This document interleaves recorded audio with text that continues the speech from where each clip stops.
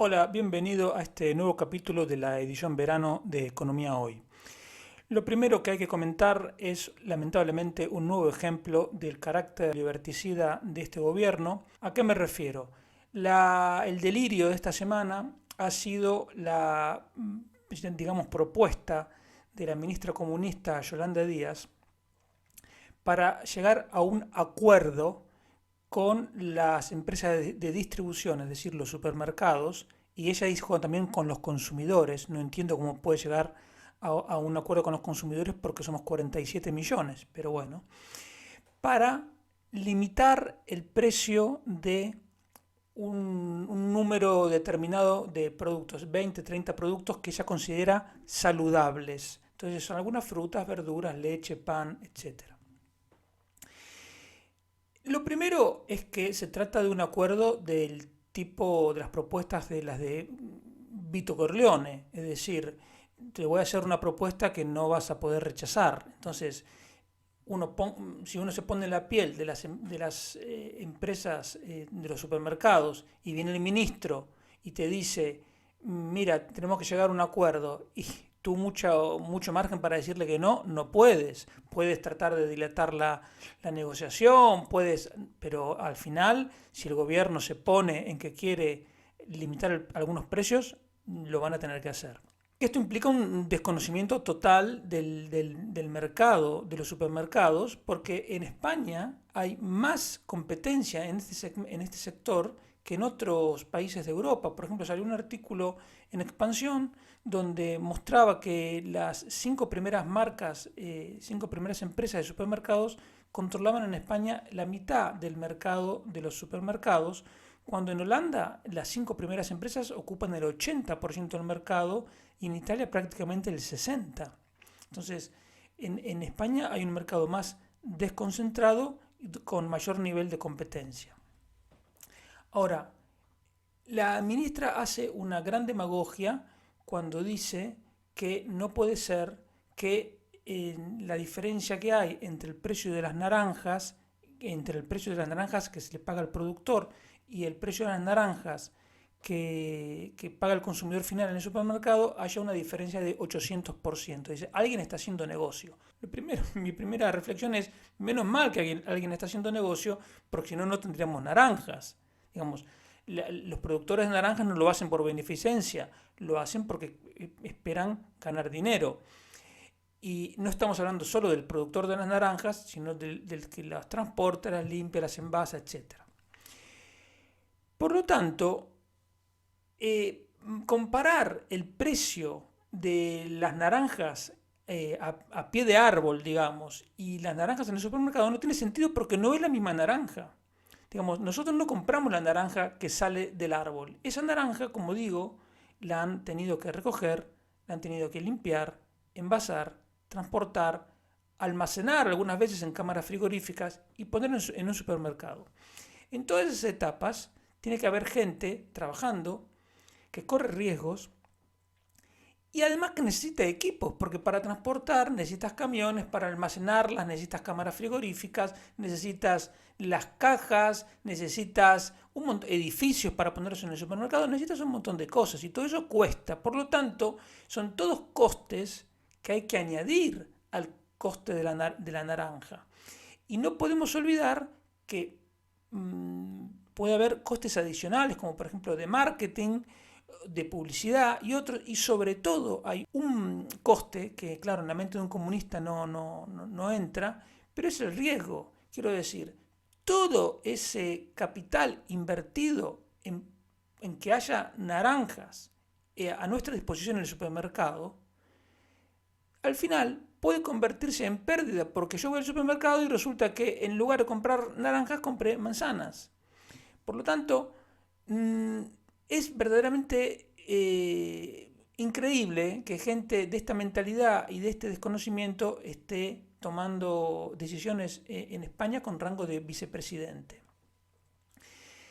Entonces, como digo, no tiene nada que ver lo que es una naranja en el campo con una naranja en el supermercado. Es lo mismo que pasa cuando dicen cayó el precio del petróleo y la gasolina no cayó. Claro, pero tú al coche no le pones petróleo, le pones gasolina hecha sobre la base de un petróleo que tuvo que a lo mejor venir desde Arabia, luego tuvo que ser llevado a la refinería, tuvo que procesarse, tuvo que ser otra vez transportado a la gasolinera, etcétera, etcétera, más los márgenes, los riesgos, etcétera. Bueno, y en el caso de la gasolina además un montón de impuestos. Entonces no es lo mismo, no hay que caer en esa trampa, porque es la típica trampa de la gente que cree en las soluciones mágicas. Bueno, ponemos un precio límite y ya está, se solucionó el problema. No, eso no es así, eso empeora las cosas, no las soluciona. Porque además, ¿cuál es el criterio? ¿Que los productores de naranjas de golpe se transformaron en unos degenerados? ¿O los dueños de gasolineras de golpe se transformaron en unos degenerados? No, tienen sus costes, la situación en el mercado cambia y entonces los precios tienen que ser los que son. Y no olvidemos que al final, siempre el que pone el precio no es el fabricante, que ese es otro desconocimiento implícito en el razonamiento de Yolanda Díaz. El que pone el precio es el consumidor, porque yo puedo producir las mejores naranjas del mundo a mi criterio y salgo al mercado a venderlas a 20 euros el kilo. Y resulta que no vendo nada, por lo tanto, mi precio de 20 kilos, de 20 euros el kilo, no pasó de ser una etiqueta, porque al final no fue propiamente un precio, porque como nadie lo compró, no hubo precio, simplemente hubo una oferta. Entonces, cuando hay un precio es porque hay consumidores que aceptan y validan ese precio. Y si pagan por las naranjas 1,50 o lo que paguen, es porque consideran que la naranja vale más que el euro 50 que entregan, si no, no la comprarían. Y así pasa con todas las cosas. Entonces, el punto que hay que hacer en este caso es siempre el mismo. Los precios tienen que ser libres, porque los precios transmiten información y coordinan las actividades de toda la gente. Por lo tanto, cuando nosotros tocamos un precio, estamos distorsionando una señal importante y empieza a distorsionar la asignación de recursos en toda la economía. Y esa es otra cosa que también iba a comentarte. Yolanda Díaz finge una inocencia de decir, no, van a ser apenas unos productos.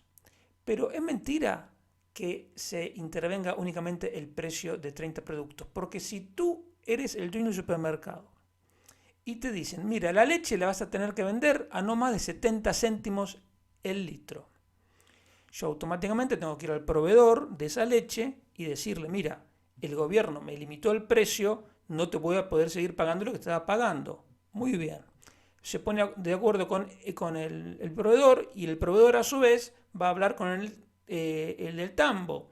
Y el del tambo le dice, mira, al supermercado le congelaron el precio y entonces a mí me va a pagar menos, por lo tanto yo a ti también te voy a pagar menos. Y el del tambo va a hablar con el que le vende el pienso y así sucesivamente. Por lo tanto, cuando tú intervienes un precio al consumidor final, estás interviniendo implícitamente toda la cadena de proveedores hacia atrás. Entonces, intervenir 30 productos es una intervención masiva en el mercado. La otra estupidez que comete Yolanda Díaz es pensar que los empresarios y los comerciantes van a aceptar pasivamente que venga el gobierno y les confisque una parte de sus beneficios, más allá del coste reputacional que hay en hacerlos quedar como degenerados y mala gente y enemigos de la sociedad. Porque si tú estás vendiendo un producto a 1 euro y luego lo vendes a 80 céntimos, el gobierno va a decir, ¿vieron que se podía vender más barato? Entonces es simplemente querer hacer quedar a los empresarios como si fuesen enemigos de la sociedad, que en el caso de una comunista no sorprende, porque como sabemos los comunistas consideran que los empresarios son explotadores y quisieran eliminarlos a todos. Bien. Pero lo que digo es que los empresarios no se van a quedar de brazos cruzados. Entonces, si les intervienen esos precios por ese acuerdo al estilo Vito Corleone, van pueden actuar de distintas maneras.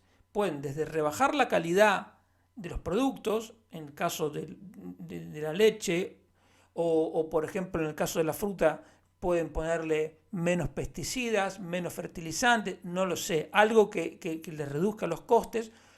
Pueden variar, producir un poco menos, pueden bajar la calidad de otros productos para que en definitiva el negocio global siga compensando, y en el caso extremo pueden llegar a decidir detener la producción, porque el gobierno puede poner los precios que quiera, pero en última instancia, mientras seamos un país mínimamente libre, el empresario tendrá la posibilidad de decidir que no produzco a ese precio porque no me conviene.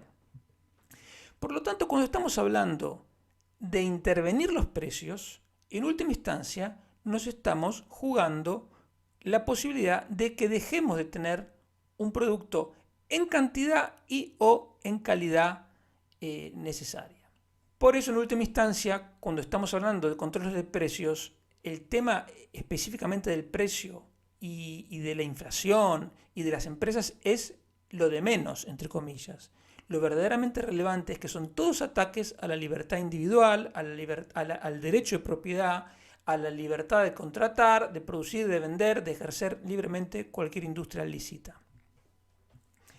El segundo tema que te quería mencionar tiene también que ver con este gobierno irresponsable que ha anunciado que las empleadas del hogar, el servicio doméstico, va a pasar a estar también cubierto por el seguro de desempleo.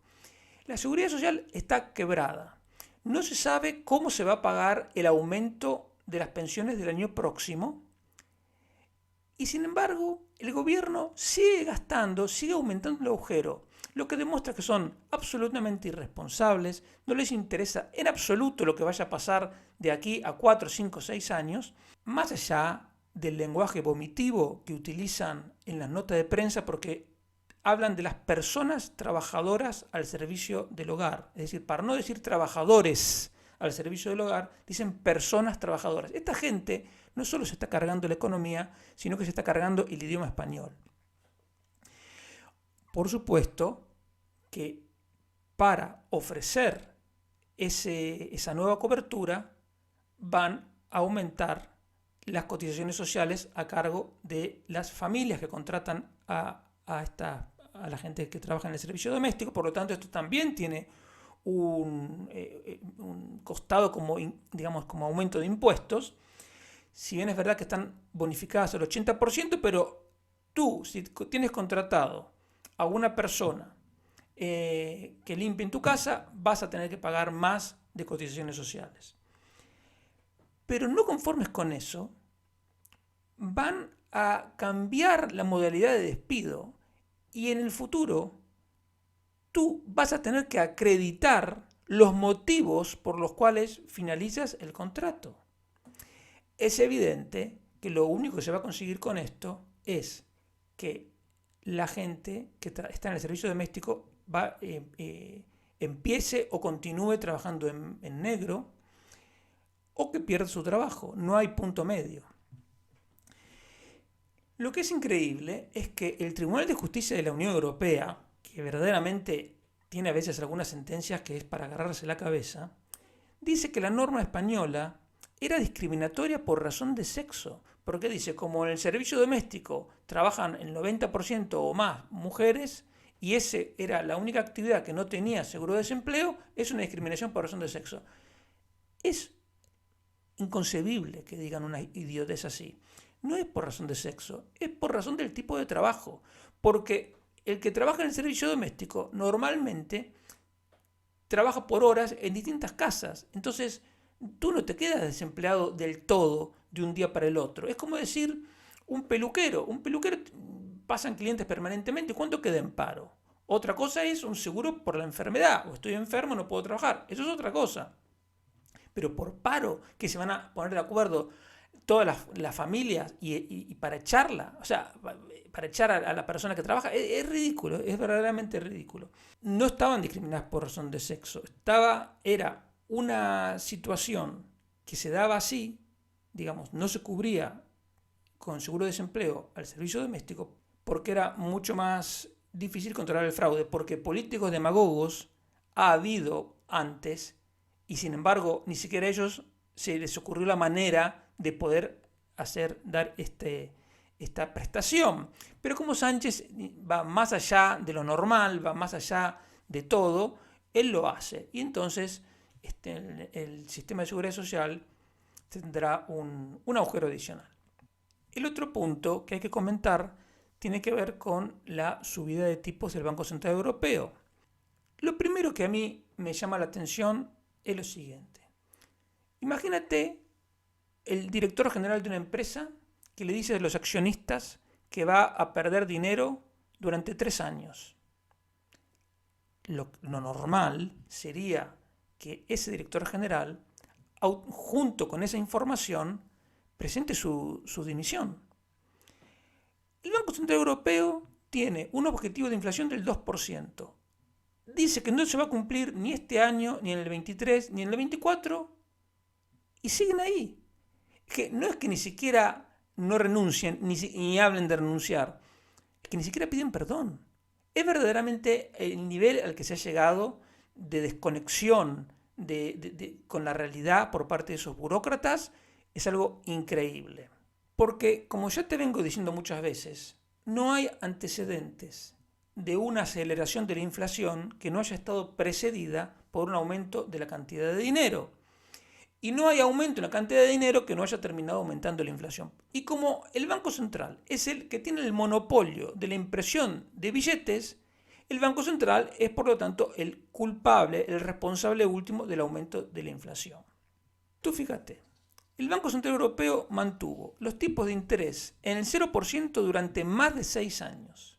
Durante ese periodo, desde el 2016 hasta ahora, cuando el PIB de la eurozona creció solo un 5%, ellos al mismo tiempo triplicaron, te repito, triplicaron el tamaño de su balance, que era de casi 3 billones, un 3 y 12 ceros, y lo pasaron a casi 9 billones.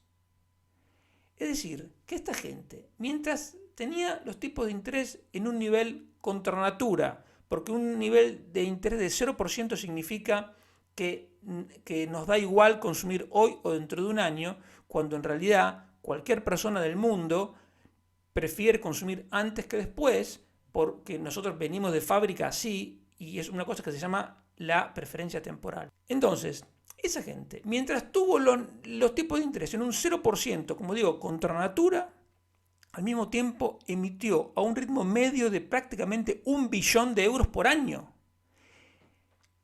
Claro, si esto hubiera pasado hace 300 años, uno puede decir, bueno, a lo mejor no sabían que aumentar la cantidad de dinero terminaba en inflación, cosa que tampoco hubiera sido del todo correcta, porque ya en España en el siglo XVI, cuando llegaba el oro de Iberoamérica, básicamente de las minas de Perú y de Bolivia, ese oro y esa plata se monetizaban, o sea, se transformaban en monedas, y en España empezó a haber tal cantidad de dinero que los precios subieron, y ese fenómeno histórico se llamó la revolución de los precios. No sabían por qué. Pero resulta que en el año 2022, hace 50 años, que Milton Friedman ganó el premio Nobel precisamente por analizar estos temas. Por lo tanto, lo del Banco Central Europeo es absolutamente imperdonable. Es gente que habría que echarlos a todos porque son realmente unos sinvergüenzas. Insisto, no han dado ninguna explicación. Tú lees la nota de prensa y hablan de la guerra, aparecen Pedro Sánchez, hablan de la guerra, hablan de la pandemia, hablan de los cuellos de botella. ¿Y la emisión monetaria? ¿Qué? Ni la mencionan. Es verdaderamente increíble. Y entonces, como son realmente unos incompetentes, ahora tienen que sobreactuar y suben los tipos de interés. De hecho, esta subida de 75 puntos base es la más grande de la historia del Banco Central Europeo. Claro, porque ahora tienen que sobreactuar. Y entonces esa sobreactuación va a costar una recesión económica más grave de la que sería necesaria si esta gente se hubiera comportado con seriedad desde el comienzo. Lo increíble es que esta gente se viene equivocando desde hace años, porque no se cumplió ni uno de sus pronósticos y han fallado a todas las promesas que hicieron, y se siguen creyendo investidos con la autoridad técnica y también moral para definir cuál es el tipo de interés correcto para toda la eurozona. Es un disparate como si nosotros dijéramos que en toda la eurozona tiene que haber un precio único para los pantalones. Eso sería un sinsentido. Costará una cosa en Luxemburgo, otra cosa costará en Italia y en distintas ciudades de Italia costará distinto, porque la economía es distinta y la oferta y la demanda en cada lugar es distinta. Pues bien, esta gente quiere el mismo tipo de interés para toda Europa. Es un disparate. Los bancos centrales independientes del poder político, al menos en teoría, surge porque durante los años 70 había habido una alta inflación, porque la maquinita de imprimir billetes estaba en poder de los políticos. Entonces alguien dijo, mira, esto se nos está yendo de las manos, vamos a quitar la máquina de imprimir a los políticos y se la vamos a dar a un grupo de expertos, es decir, los bancos centrales independientes, que van a tener la única misión de mantener la estabilidad de precios, porque se dieron cuenta que mantener la estabilidad de precios es fundamental. Bien. En los 80 y los 90, como digo, se fueron haciendo independientes casi todos los bancos centrales del mundo, al menos los más importantes, pero ahora estamos en un punto en que los bancos centrales han demostrado ser tan nocivos como los políticos. O sea, ni siquiera los supuestos expertos pueden hacerse cargo de la máquina de imprimir billetes. Y en el caso del Banco Central Europeo, no solo es que hayan fallado clamorosamente en su único cometido, que es la estabilidad de precios, sino que esa irresponsabilidad, esa ineptitud, ha provocado, por ejemplo, que los déficits fiscales y las deudas públicas se dispararan, porque como era financiar el gasto público era gratis, los gobiernos gastaron. Entonces, al final, esa política del Banco Central Europeo terminó premiando a los gobiernos gastizos como el español. Y en el camino, el Banco Central Europeo engañó a muchísima gente cuando dijo que los tipos de interés se iban a mantener muy bajos durante mucho tiempo. Entonces esa gente, ¿qué hizo? Pidió préstamos, hipotecas, etcétera, que ahora va a tener dificultades para pagar o no va a poder pagar. Y todo eso va a ser culpa del Banco Central Europeo y su irresponsabilidad. Lo que es también notable, y ya hemos comentado alguna vez, es que claro, como estos son intervencionistas, piensan que siempre resolución tiene que venir a través de más intervención y no de más libertad. Entonces, ¿qué pasa? Ellos, no conformes con poner el precio el tipo de interés que crean conveniente, también están manipulando las primas de riesgo, porque ellos creen saber cuál es el nivel correcto de la prima de riesgo de los bonos de Italia, de los bonos de España, de los bonos de Grecia. Entonces, ¿qué hacen? Cuando vencen los bonos que ellos tienen en cartera, reinvierten, pero no compran el mismo bono del país que acaba de vencer, sino que ellos ahora juegan tácticamente, dicen, no, venció un bono alemán, pero compro un bono español o un bono griego para que la prima de riesgo no suba mucho. Bueno, es un intervencionismo estalinista, es una cosa lamentable, porque es distorsionar otro segmento del mercado. Entonces, ¿cuál puede ser la solución? Te preguntarás, ¿qué se puede hacer? Entonces, lo primero que hay que hacer desde mi punto de vista es admitir el fracaso del Banco Central Europeo. Y lo segundo, una vez admitido eso, es decir, admitir que este esquema de política monetaria en el que un grupo de supuestos expertos hace lo que quiere con los tipos de interés y la manipulación de la cantidad de dinero no va más. Es una cuestión digamos, es un esquema que lleva mucho riesgo, mucho peligro para el bienestar económico de toda la zona euro. Entonces, una vez definido que esto no va más, que no sirve este esquema, está equivocado, hay que reformarlo. Lo que habría que hacer es liberar por completo el tipo de interés. Es decir, que el Banco Central diga, señores, no lo fijo más al tipo de interés. Para que el ajuste no sea tan violento, lo que se podría hacer, por ejemplo, es decir, bueno, mira, vamos a subir los tipos de interés 3 veces más o 2 veces más, 50 puntos base, y por ejemplo, pueden decir, cuando el tipo de interés llegue a 2,5, es decir, el doble que ahora es 1,25, cuando llega al doble, lo liberamos por completo y ya no lo fijamos más, que lo fije el mercado. Lo segundo es que habría que prohibir explícitamente que pueda comprar títulos públicos de gobierno, porque los gobiernos ahora saben que cualquier desastre que hagan va a venir el Banco Central Europeo con la excusa de querer evitar una crisis monetaria, una crisis financiera, entonces van a venir al rescate. Pero nosotros no queremos que el Banco Central Europeo rescate a los gobiernos irresponsables como el de Pedro Sánchez. Nosotros queremos que el gobierno irresponsable de Pedro Sánchez se enfrente a la cruda realidad y entonces cuando las cosas vayan mal, la gente, se supone, va a tener un poco de lucidez y a esta gente la va a echar del gobierno votando otra cosa, ¿no? Lo que se podría hacer también, en tercer lugar, es definir una regla automática de emisión de dinero, que es una cosa que ya venía proponiendo Friedman hace décadas, que se podría decir, por ejemplo, Friedman hablaba del 4%, a mí me da igual, con que digan el 5, el 2, el número que quieran, pero que digan, mire, vamos a imprimir, vamos a aumentar la cantidad de dinero en tal porcentaje permanentemente, pase lo que pase. Para mí, la medida más importante, pero que no veremos, porque para verla los políticos tendrán que renunciar al enorme poder que les da el poder controlar el dinero, es que se elimine el curso forzoso del euro. ¿Qué quiere decir? Que uno en España puede hacer sus contratos y pagar sus salarios y pagar los impuestos no solo en euros, sino en cualquier otra moneda. Lo que haríamos, eliminando el curso forzoso del euro, sería poner al euro a competir con otras monedas. Si los del Banco Central Europeo empiezan a hacer las cosas bien y es una moneda estable, sólida, la gente no es tonta y va a querer usar el euro.